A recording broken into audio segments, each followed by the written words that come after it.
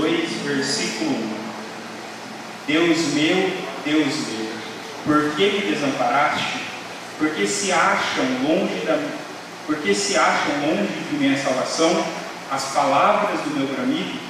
Deus meu, clamo de dia e não me respondes, também de noite, porém não me tenho sossego. Contudo, tu és santo, entronizado entre os louvores de Israel. Os nossos pais confiaram em ti, confiaram e os livraste.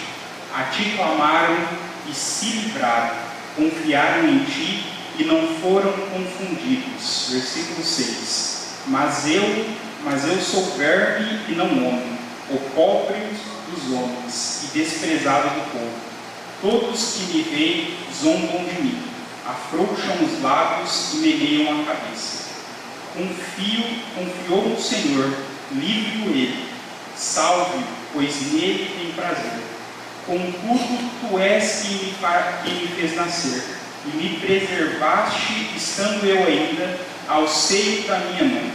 A ti me entreguei desde o meu nascimento, desde o ventre de minha mãe, tu és o meu Deus. Amém? Aqui nós temos o salmista e ele inicia o capítulo 22 com um brado de desespero. Ele se sente abandonado, ele se sente solitário. Deus meu, por que me desamparaste? Quando eu estava lendo esses salmos, eu me lembrei de outros salmos em que, em diversos momentos, nós vemos o salmista apresentando uma figura confiante, glorificando a Deus pelas suas vitórias, glorificando a Deus por aquilo que ele vê. Mas nesse momento o salmista não vê.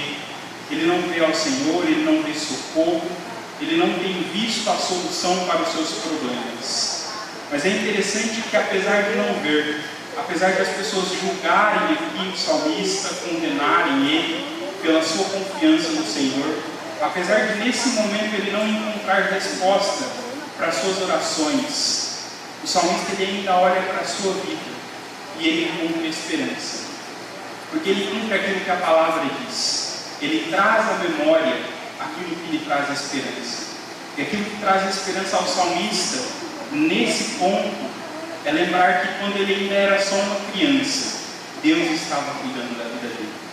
E quando ele era apenas ali uma criança, a vida dele foi entregue nas mãos do Senhor. Então muitas vezes nós nos veremos como salmista, e o versículo 1 ele se torna a nossa oração.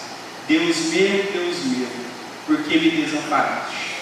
Mas nós precisamos, assim como o salmista, não olhar por aquilo que vemos, mas com os olhos da fé, olhar para aquilo que nos traz esperança, para a graça que Deus já demonstrou a nós na nossa história, para a graça que nos trouxe até aqui, que nos manteve de pé até este momento.